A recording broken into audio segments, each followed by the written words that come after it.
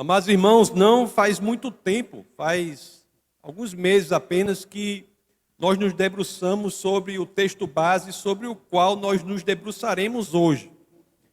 Nós estamos aqui na série sobre a primeira epístola de Pedro e enfrentando todos os versos da primeira de Pedro, porque a primeira de Pedro é um grande manual teológico. Os temas principais da teologia cristã estão abordados naquela carta e o tema do casamento não poderia estar de fora. Então até ponderei se pularia, esses versos do capítulo 3 da primeira de Pedro, do verso 1 ao 7, porque já havíamos abordado há alguns meses, mas aprove ao Senhor, senti que deveria me debruçar sobre eles novamente, trazendo aqui ou acolá uma outra perspectiva, um outro modo de ver. Casamento é algo importante. Tem até uma situação de uma pessoa que fez uma viagem no interior e quando chegou ali tinha uma ponte estreita que só dava um carro para passar. E viu uma placa na ponte assim, tinha dê a preferência. E ele viu que não vinha carro, ele passou, foi olhar para o compromisso dele, ao final do dia ele voltava, mesmo caminho, a mesma ponte do outro lado. Quando viu também tinha uma placa. E para surpresa dele, a placa trazia a mesma coisa, dê a preferência. Ele disse, será que é isso mesmo? Aí foi para o outro lado da ponte, olhou para trás, era a mesma informação, dê a preferência. E é interessante que ele viu que havia ali algo importante a ser aprendido sobre o casamento. Casamento é como essa ponte, não é uma instituição para fazer com que os dois batam de cabeça. Os princípios bíblicos do casamento, na realidade, impedem que isso ocorra, que o casamento transcorra em paz. Casamento amados irmãos, é uma das facetas centrais, digamos assim, da caminhada cristã. E faz parte do nosso aprendizado enquanto cristãos que saibamos e nos debrucemos sobre os princípios do casamento para que possamos caminhar em paz. E nós vamos ler aqui esse texto base hoje, que traz questões, algumas das quais que são as mais criticadas nas Escrituras pela cultura. São trechos que são difíceis, criticados pela cultura. Mas nós não iremos nos furtar de abordá-los, de nos aprofundarmos sobre o que eles querem dizer. Porque as Escrituras são todas, qualquer momento da Escritura, qualquer parte da Escritura, ela é santa e ela nos diz muito. Então, para que comecemos desde já, vamos logo aí abordar, vamos começar com um desses versos aí, que é um dos mais atacados aí pela cultura.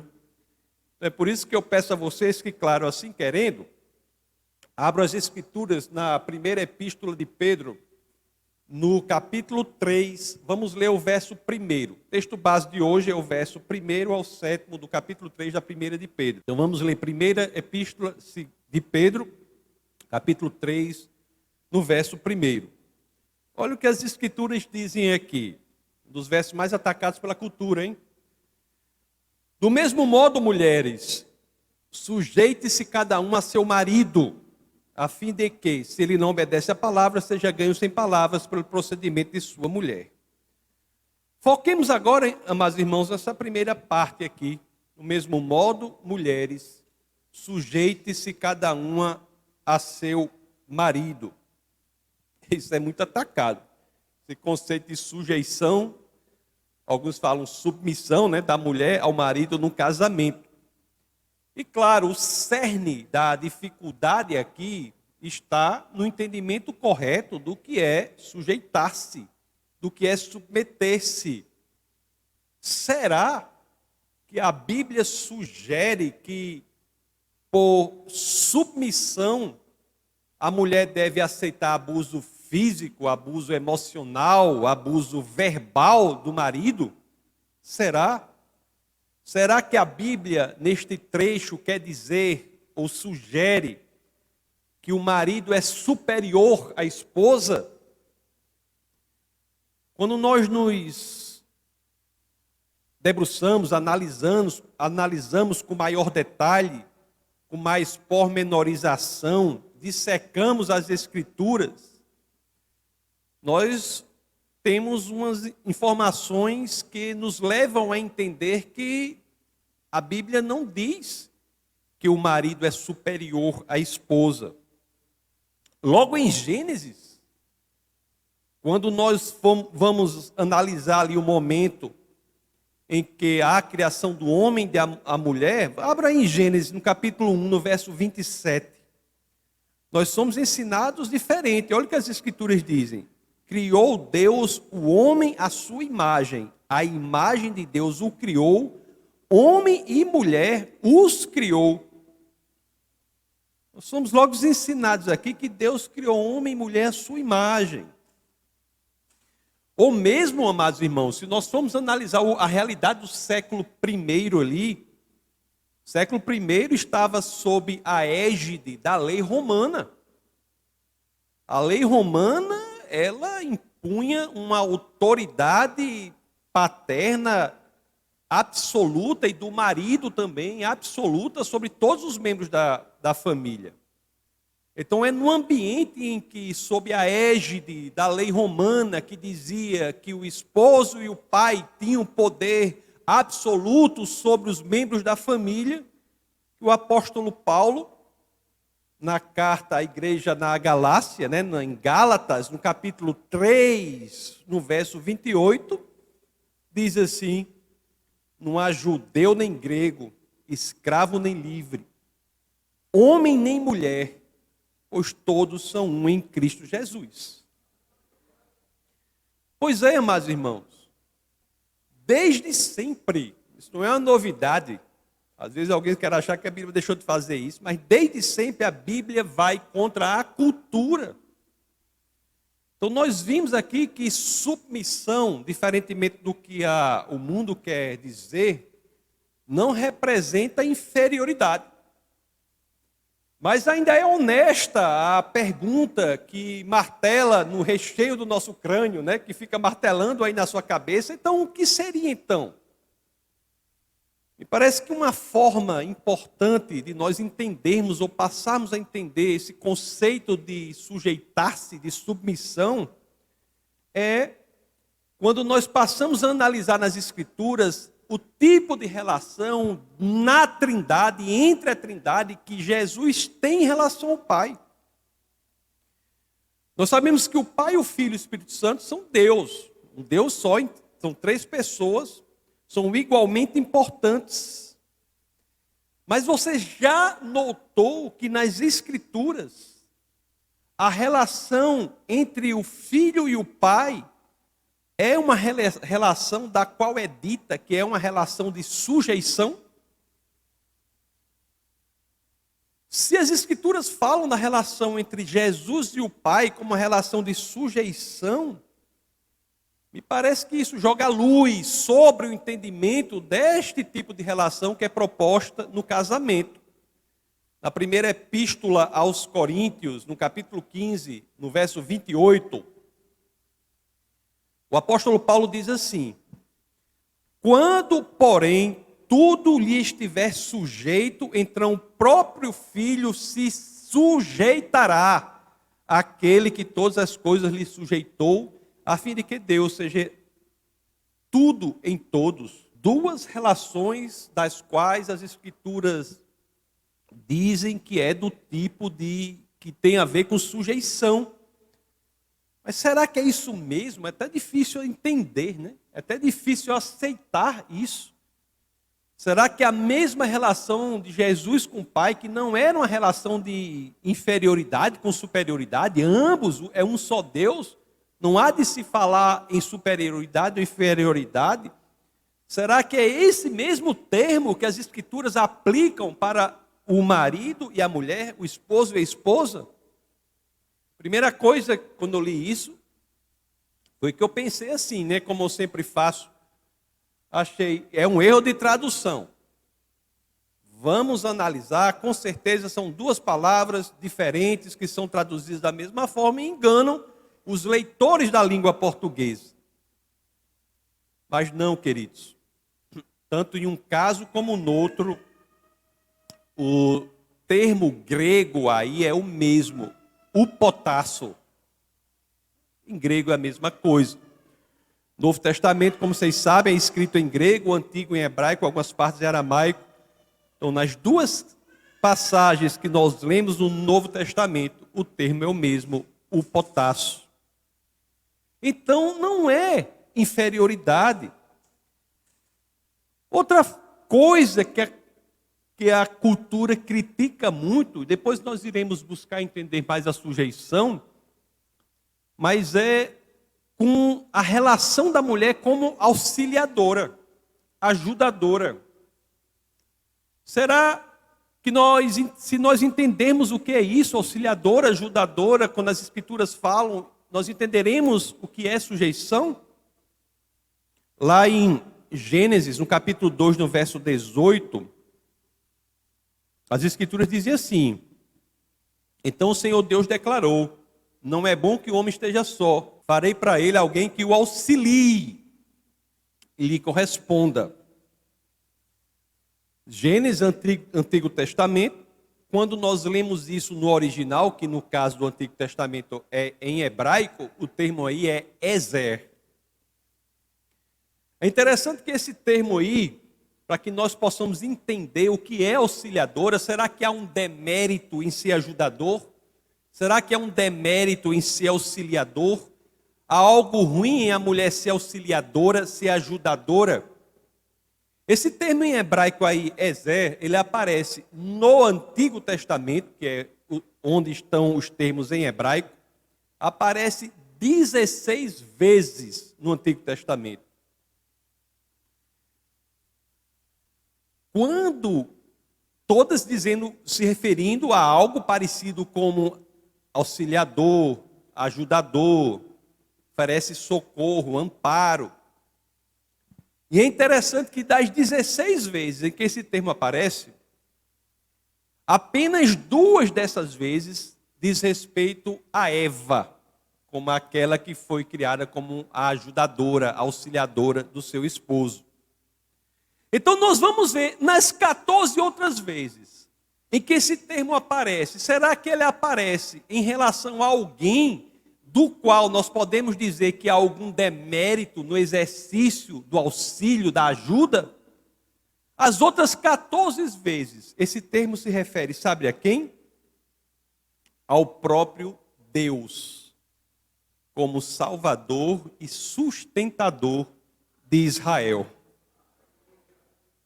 Amados irmãos, as Escrituras são belíssimas quando falam disso. Não precisa abrir, mas em Êxodo 18:4 fala que Deus foi minha ajuda, o termo é ezer. Em Salmos 22, Daniel 11:34, Oséias 13:9 fala do socorro que Deus enviou, e esse termo socorro é ezer. Em Salmos 33:20 fala que Deus é o meu auxílio, e esse termo é ezer. Em Salmos 115:9 fala que Deus é o nosso amparo, e é o mesmo termo. É ser como Deus é para seu povo, que a mulher é criada para ser em relação ao seu marido. Ajuda, socorro, auxílio, amparo. Isso é o que Deus fez pelo seu povo, e é esta a posição nobre de que se espera da mulher na relação do casamento. Voltemos à primeira epístola de Pedro, capítulo 3, verso 1. Vamos ler a primeira parte, aquela que é difícil mesmo. Do mesmo modo, mulheres, sujeite-se cada um a seu marido. Bom, de tudo que nós falamos aqui, eu tenho a impressão que já dá para ter uma ideia de quão nobre é sujeição. Mas a gente fica pensando, na prática, o que é isso? Seria tão bom que Deus tivesse nos apontado um exemplo de alguém que fosse um exemplo de mulher com essa característica, para que nós víssemos como ela se comporta, e então pudéssemos nos espelhar no comportamento dela. E Deus é tão bom, amados irmãos, que poucos versos à frente, ainda na 1 de Pedro, no capítulo 3, mas no verso 6, é exatamente isso que ocorre. Nós temos um exemplo que Deus dá de alguém que é uma mulher auxiliadora, ajudadora, submissa. Entender como ela se comporta joga luz sobre o entendimento do casamento cristão. Então vou pedir licença a vocês para que nós pulemos da 1 de Pedro 3:1, pulemos para a 1 de Pedro 3:6, aliás, leiamos a segunda parte da 1 de Pedro 3:5 e 1 de Pedro 3:6, para que nós possamos ver quem é esse exemplo. E ver como é esse exemplo, para que possamos entender que relação é essa de sujeição. Depois, claro, voltaremos aos outros versos, não se preocupe. Então vamos dar um pulo agora. Vamos ler a segunda parte da 1 de Pedro 3:5, já entramos no 3:6. Assim dizem as Escrituras. Lendo a segunda parte do 3:5, 1 de Pedro 3:5, lá no finalzinho, elas se sujeitavam cada uma ao seu marido. E na 1 de Pedro 3:6 vai dar um exemplo, como Sara, que obedecia a Abraão e o chamava de Senhor. Deus aponta Sara como um exemplo de mulher submissa. Então, para que nós possamos nos aprofundar ainda mais sobre o entendimento desse termo submissão, sujeição, basta que nós olhemos quem era Sara, que foi essa apontada pelo próprio Deus, pelas Escrituras, como um exemplo de mulher sujeita, submissa, que se sujeitava ao seu esposo. Quem era Sara, amados irmãos, mulher de Abraão? Sara era uma mulher sem opinião própria? De forma nenhuma. Sara era uma mulher sem personalidade? Eu chego até, espero que não seja heresia, mas chego até a dizer que Sara era quase que obstinada. Mas personalidade forte, opinião própria, ela tinha. Sara não é nem de perto o que o mundo e a cultura atuais e de toda a história da humanidade chamariam de uma mulher submissa. Sara tinha opinião. Não quer dizer, amados irmãos, que Sara não errava. Como todos nós, Sara errava. Qualquer um pode errar. Está sujeito a eventualmente errar. Aliás, tem um erro dela que é muito conhecido, né, por todos nós. As Escrituras falam. Ela não confiou na promessa do Senhor, que em idade muito avançada geraria o filho, que seria o filho da promessa, Isaque. E ela erra ao querer resolver a situação com as próprias mãos, um erro comum, né, de muitos cristãos, que diante da promessa do Senhor, às vezes quer resolver com as próprias mãos o que o Senhor está resolvendo algumas vezes. E Sara quer seguir o caminho próprio e sugere a Abraão, a história vocês sabem, que tenha lá um enxerimento lá, né, com a escrava, com a serva Agar, para que o menino nasça, e o menino que nasce lá é o Ismael, que se torna aí o líder do povo árabe.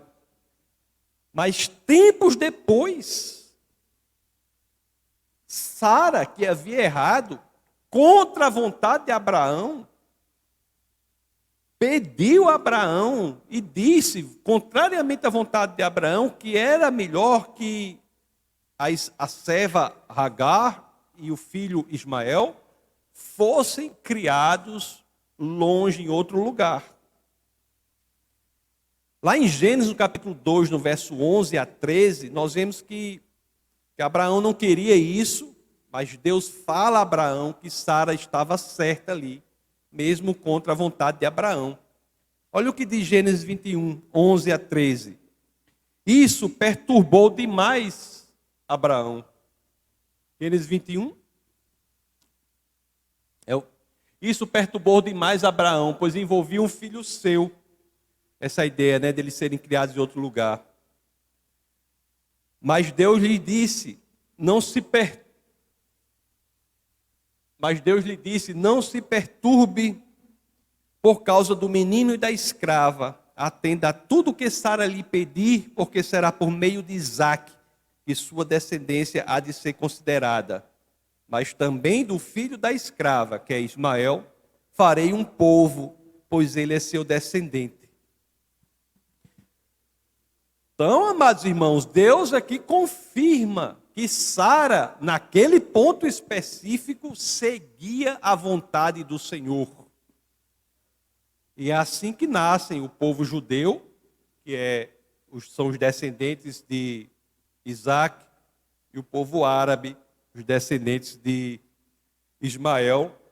Ambos, o judaísmo e o Islã, por exemplo, e o cristianismo, são religiões abraâmicas, porque todos decorrem da descendência de Abraão. Então, Sara é o exemplo de mulher que Deus escolhe para nos oferecer como exemplo de mulher submissa.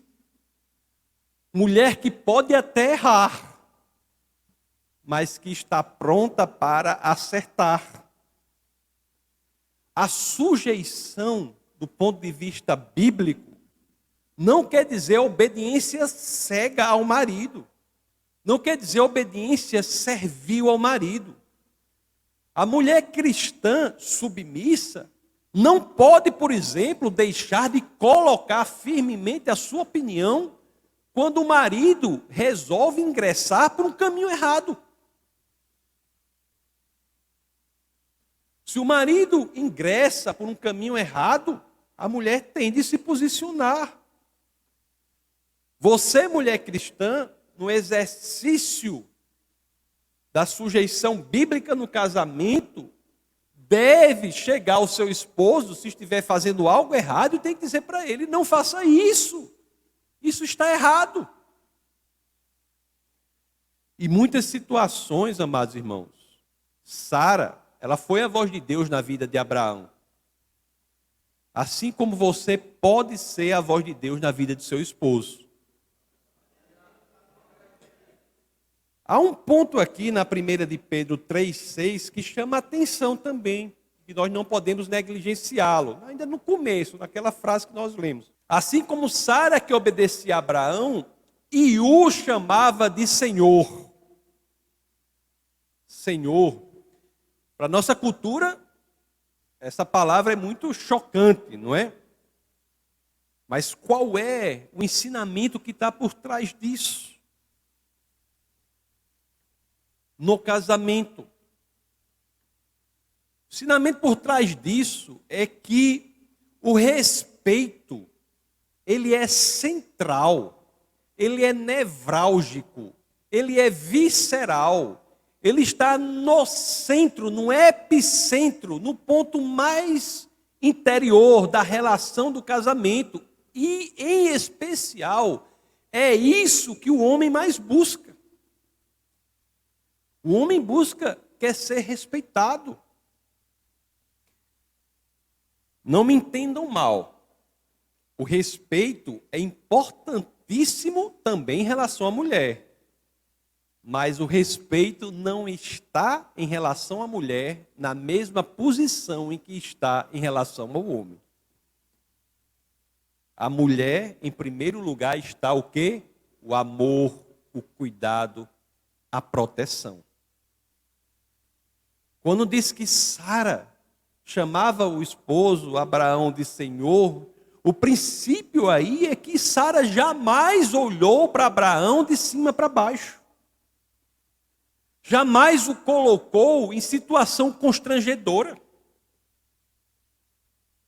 Jamais. Sara ajudou Abraão a se tornar o homem que Deus queria que ele fosse. Então, esposa cristã, não inferiorize o seu esposo. Não inferiorize o seu marido. Jamais coloque o seu esposo em situação de inferioridade, ainda mais em público. Ainda mais em público. Isso não vai dar certo no casamento.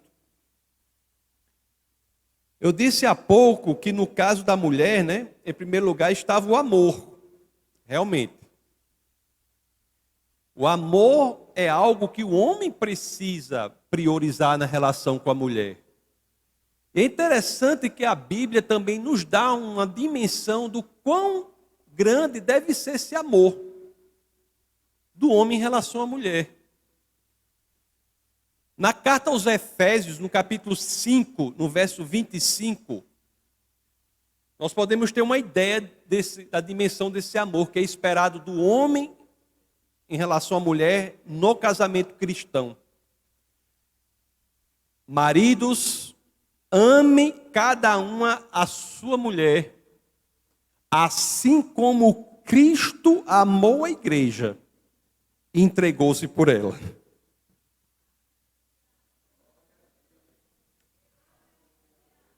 No casamento cristão, existe um padrão para o homem saber em que grau deve amar a esposa. Deve amar a esposa como Cristo amou a igreja e entregou-se por ela. O esposo deve amar a esposa ao ponto de ser capaz de morrer por ela. Esposo cristão, este é o amor que a Bíblia espera que você tenha por sua esposa. Se ambos, amados irmãos, cultivarem um casamento genuinamente cristão, cultivarem verdadeiramente, se ambos cultivarem os princípios do casamento cristão, nós estaremos lidando com um homem e uma mulher. O esposo amando a esposa ao ponto de dar sua própria vida por ela. E a mulher se sujeitando ao esposo. É uma sujeição àquele que a ama a ponto de morrer por ela. E se o marido não é cristão? É interessante que Pedro, e reitero, e as cartas das Escrituras, todas as Escrituras são para todos os povos, e há relações entre homens e mulheres que são muito mais brutais em outros lugares do mundo, até hoje. Então, se num lugar assim, uma esposa que é cristã se casa, que é cristã, se casa com um marido que não é cristão, o que pode ocorrer? Como ela deve proceder? É o que Pedro aborda na primeira de Pedro 3, aí vamos ler agora o 1, que nós já lemos, e vamos ler o 2. Vamos ver o que as Escrituras dizem. Do mesmo modo, mulheres, sujeitem-se cada um a seu marido, a fim de que, se ele não obedece à palavra, seja ganho sem palavras, pelo procedimento de sua mulher, observando a conduta honesta e respeitosa de vocês. Mas, irmãos, uma realidade que há nas igrejas de esposas cristãs que são casadas, às vezes, com maridos que não são cristãos. E qual é a orientação das Escrituras para isso? A orientação das Escrituras é que a esposa deve viver a sua fé de maneira calma, de maneira respeitosa em casa. Na prática, é o que acontece muitas vezes no Brasil. A mulher vive recriminando o marido. Quando o marido chega em casa, ela bota o som na música gospel no volume mais alto, começa a louvar. Mas a Bíblia diz o quê? A melhor estratégia neste caso é o exemplo, a conduta, o procedimento. Eu até digo, amados irmãos, que você pode estender esse princípio até para os familiares próximos. Princípio de que o exemplo conta mais do que as palavras. Não é que as palavras têm de ser negligenciadas, mas elas não encontram a posição de prioridade para evangelizar o esposo que não é cristão nesta relação. O seu exemplo contará mais. Nós vamos entrar agora em um outro trecho que é também extremamente atacado pela cultura. Esse aqui é, viu? Tem algumas mulheres que quando eu for ler aqui vão se revoltar, mas depois vocês vão entender o quão libertador isso aí é. Na primeira epístola de Pedro, capítulo 3, verso 3. Nós lemos o 1 e o 2, né? Lemos o 6, vamos ler o 3 agora. Olha o que as escrituras dizem. A beleza de vocês não deve estar nos enfeites exteriores, como cabelos trançados e joias de ouro ou roupas finas. Mas, irmãos, olha o que as escrituras dizem para as mulheres. A beleza de vocês não deve estar nos enfeites exteriores, como cabelos trançados e joias de ouro ou roupas finas. É interessante que quando o mundo lê isso, a cultura lê isso, e muitos cristãos também, quando leem isso, às vezes de maneira um pouco superficial, acham que as escrituras estão sugerindo que as mulheres devem viver numa prisão, sem poder usar brinco, sem poder usar batom, sem poder cortar o cabelo. E tem outras coisas mais que eu não sei nem pronunciar o nome, né, que a mulher bota, né? Não, tem essas coisas que fala de, como é? É blush, né? Blush, né? Tem um negócio aí, né? Como se a mulher não pudesse usar essas coisas. Mas nós vamos analisar, vamos ler novamente esse trecho que você acabou de ler, e você vai me dizer se é a proibição ao uso dessas coisas que as Escrituras está sugerindo. Olha que a primeira de Pedro 3,3, mesmo verso. Preste atenção se ele está proibindo o uso. A beleza de vocês não deve estar nos enfeites exteriores, como cabelos trançados e jóias de ouro ou roupas finas.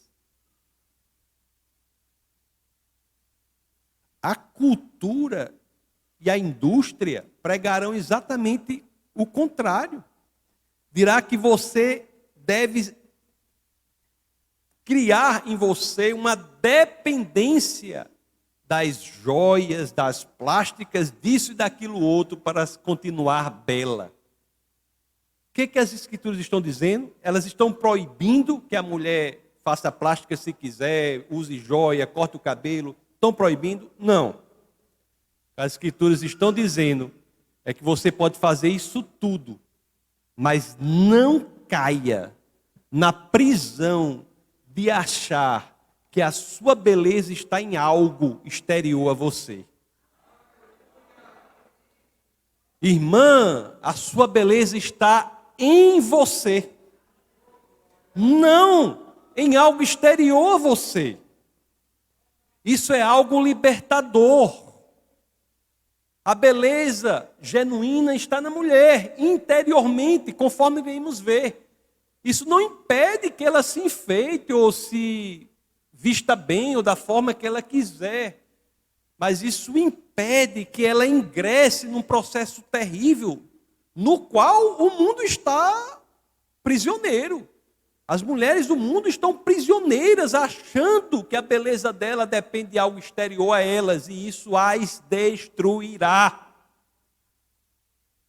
Vamos ler o verso subsequente para que nós saibamos onde está a beleza da mulher genuína.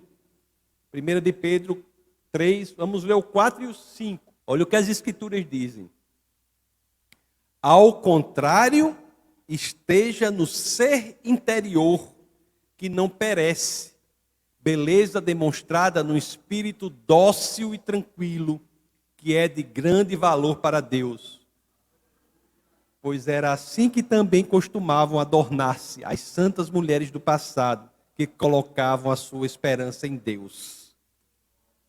Essa parte final aqui, do 3,5, ela se sujeitava a cada um ao seu marido, nós já lemos, quando lemos o 6, que falava de Sara. O que é o ser interior?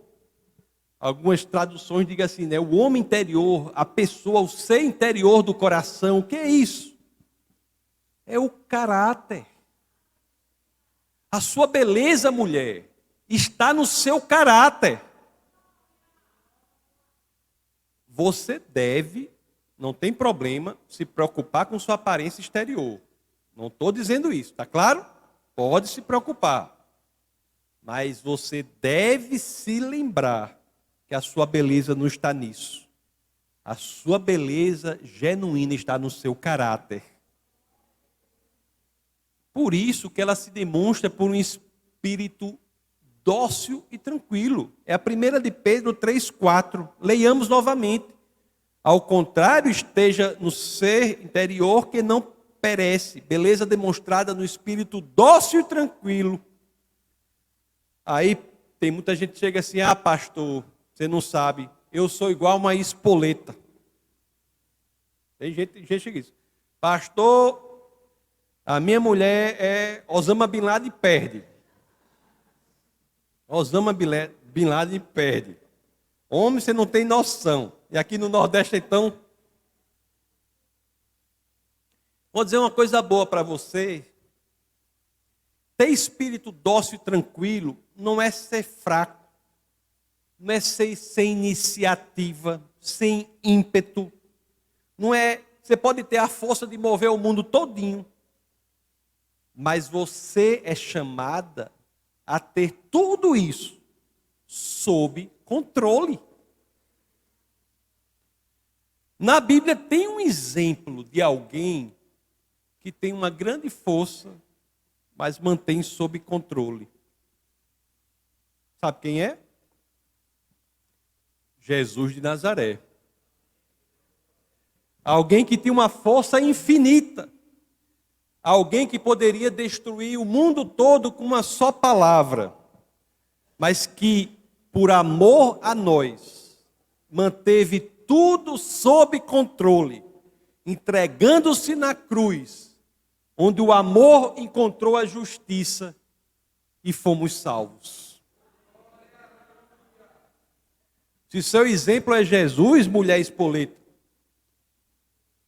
saiba que Jesus é o exemplo de força infinita sob controle.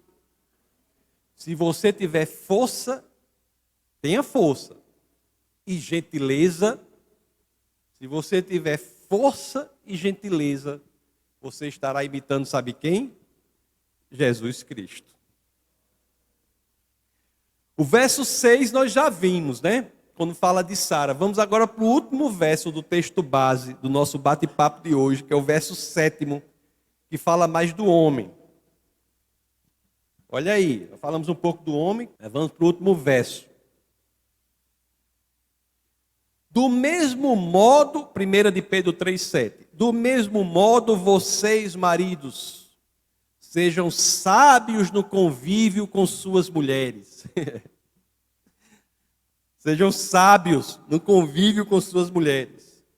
E tratem-nas com honra, como parte mais frágil e co-herdeiras do dom da graça da vida, de forma que não sejam interrompidas as suas orações.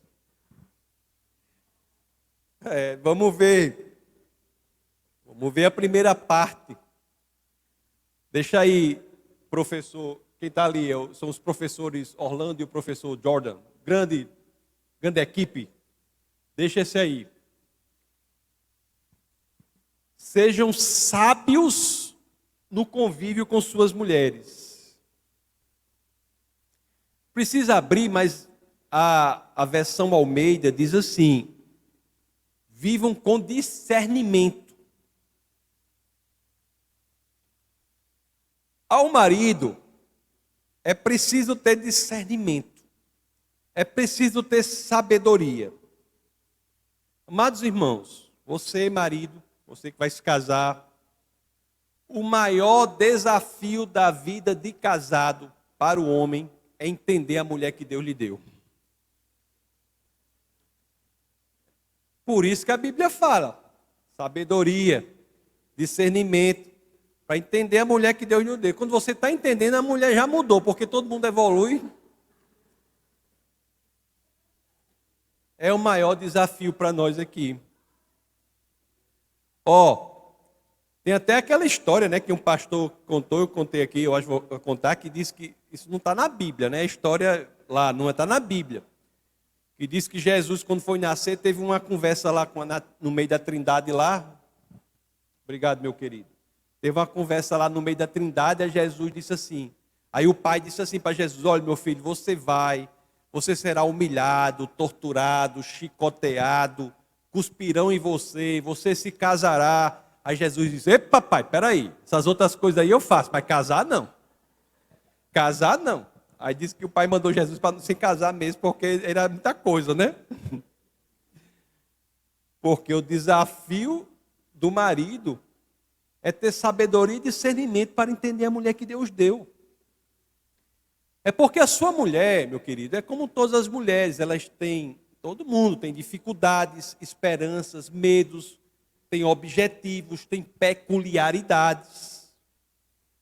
E somos chamados a descobrir quais são essas peculiaridades e ter sabedoria e discernimento para nos moldar no nosso relacionamento com ela.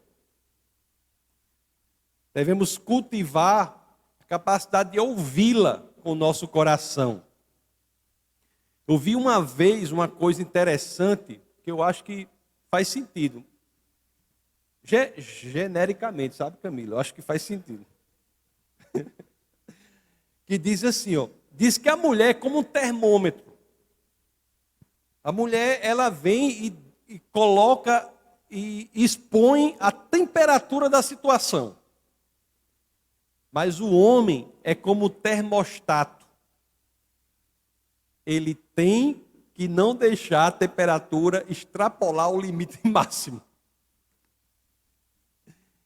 Tem que impedir que a temperatura da situação, do problema, suba acima do que é aceitável. Cabe ao homem sabedoria, discernimento. É difícil, exige responsabilidade, coragem.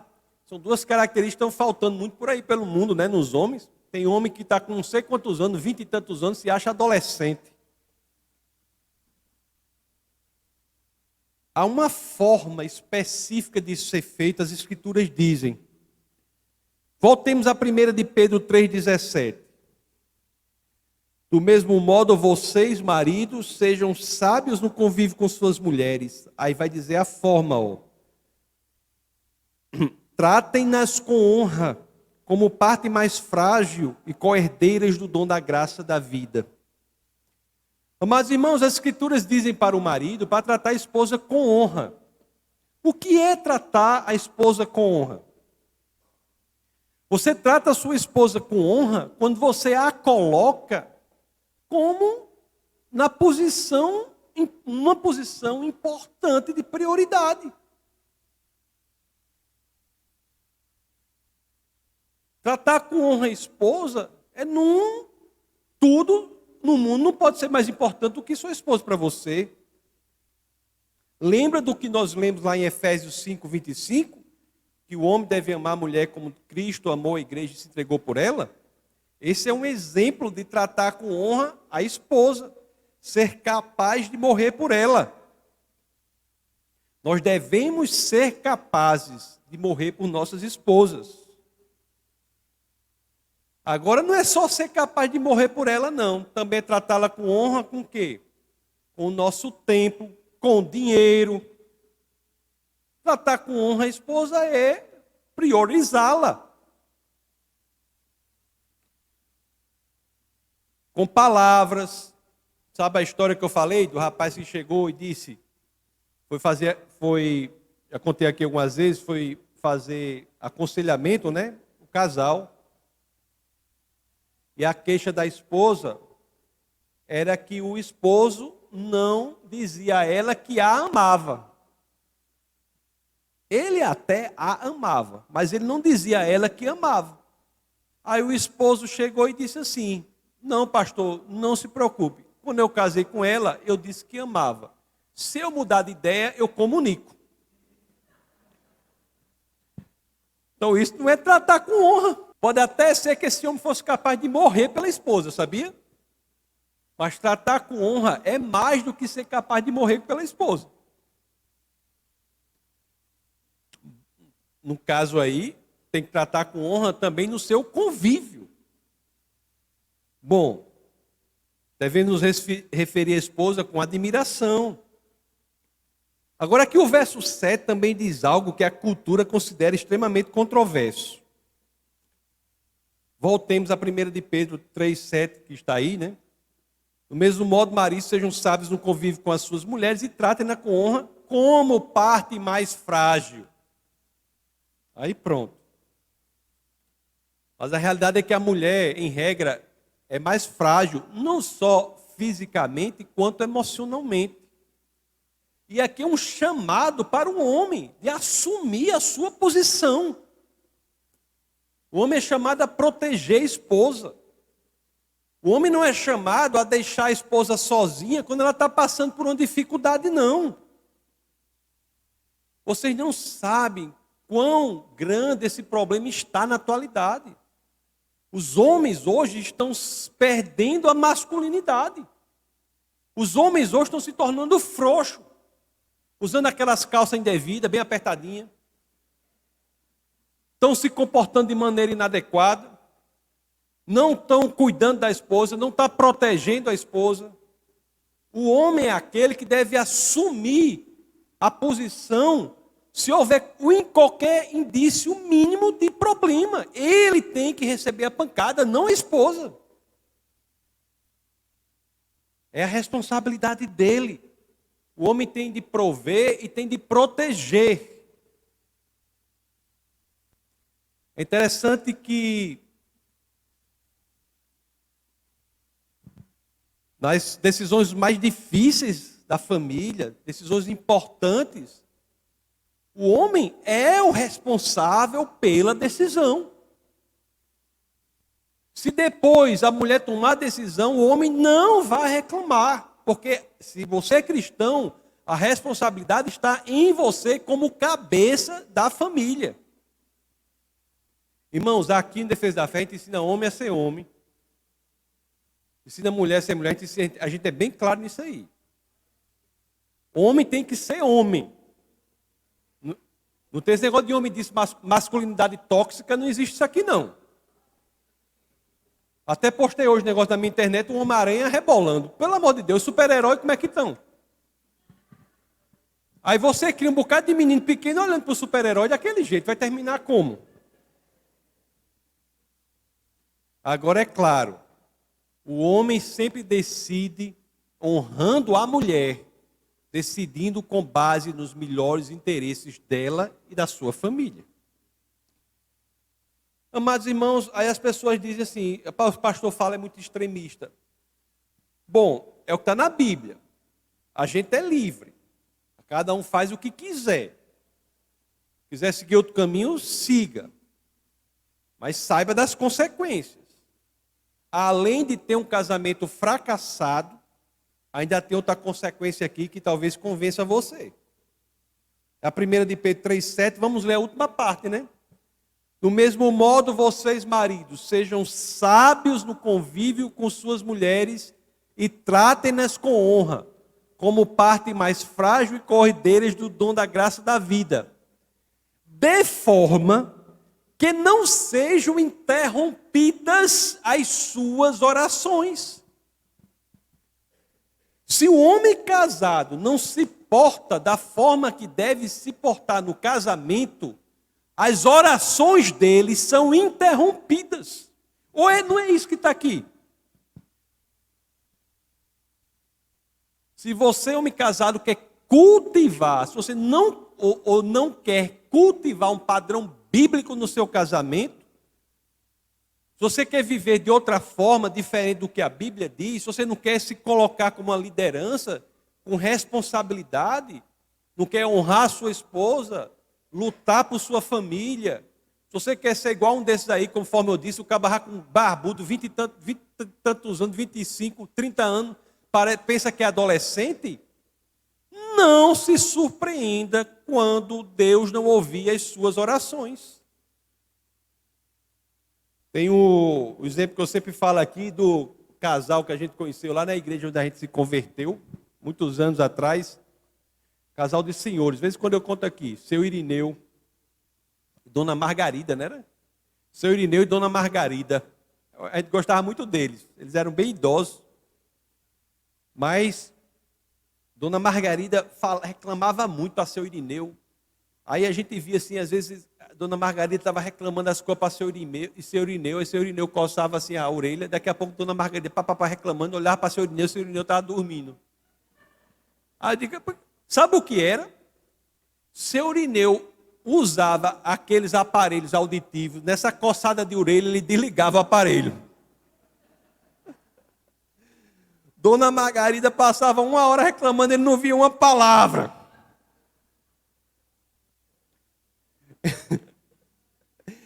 Então, amados irmãos, se você, homem, no casamento cristão, resolve não seguir as Escrituras, de acordo com o que dizem as Escrituras, a primeira epístola de Pedro, no capítulo 3, no verso 7, na parte final, Deus faz com você igual o seu Irineu faz com Dona Margarida. Igualzinho. Não venha reclamar se suas orações não estão sendo ouvidas. Agora eu deixo claro. A gente aqui, quem serve a igreja do Senhor na pregação da palavra, tem uma obrigação de falar o que está nas Escrituras. A gente não fala o que vocês querem ouvir, a gente fala o que está nas Escrituras. Não é a vontade da audiência que molda ou determina o que a pessoa vai pregar, é o que está nas Escrituras. Então, se você acha, ai meu Deus, essas orientações para casamento cristão eu não vou seguir, não. Então, quem pensar diferente, faça do jeito que quiser. Mas se você acredita que a Bíblia é genuinamente a palavra do Senhor, se você crê nisso, que é o mapa para o sucesso no seu casamento, aqui está o caminho. Você crê que a Bíblia é a palavra do Senhor? Então, amados irmãos, você que é casado, comece a colocar essas orientações em prática agora, nesse momento. Aí você terá um lar em que reina paz. Casamento de sucesso é possível? É. Sem Jesus é possível? Eu acho muito difícil. Sem seguir as Escrituras é possível? Eu acho muito difícil. Para ser genuinamente um casamento de sucesso, casamento em que os dois caminham juntos, o caminho está aqui. Depende unicamente de cada um de nós. Vamos orar. Senhor, muito obrigado, Pai, pelas Escrituras. Obrigado, Pai, pelo direcionamento que o Senhor dá ao casamento cristão. Obrigado, Pai, por pessoas aqui dispostas a colocar em prática tudo o que precisam para melhorarem o seu casamento. Obrigado, Senhor, por nos mostrar as Escrituras como um espelho que denuncia o problema que precisa ser melhorado. Obrigado, Senhor, por nos mostrar como devemos proceder, como devemos seguir, o que devemos fazer, para que juntos no casamento, homem e mulher, possam exercer aquele papel para o qual foram genuinamente chamados, que é o de proclamar Cristo juntos para o mundo perdido, levar luz para o mundo em trevas. Obrigado, Senhor, por fazer do casamento um potencializador dos chamados individuais de proclamação da verdade. Obrigado, Senhor, por tudo o que o Senhor tem feito no meio de nós. Obrigado pela instituição do casamento. Não há outra relação nas Escrituras de que se diga que duas pessoas se tornam uma só. Somente ali no casamento em que isso é possível. Obrigado, Pai, por a realidade sobrenatural, da espiritualidade, da sobrenaturalidade que orienta a caminhada cristã também na dimensão do casamento. E é no nome de Jesus Cristo, Pai, no nome poderoso, nosso Senhor e Salvador, que todos aqui, unissonamente, dizemos... Amém. Sejamos todos, irmãos, abençoados na prática da palavra do Senhor.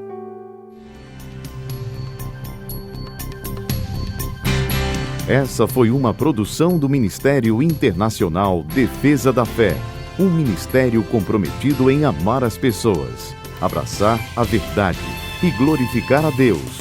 Para saber mais sobre o que fazemos, acesse defesadafé.org.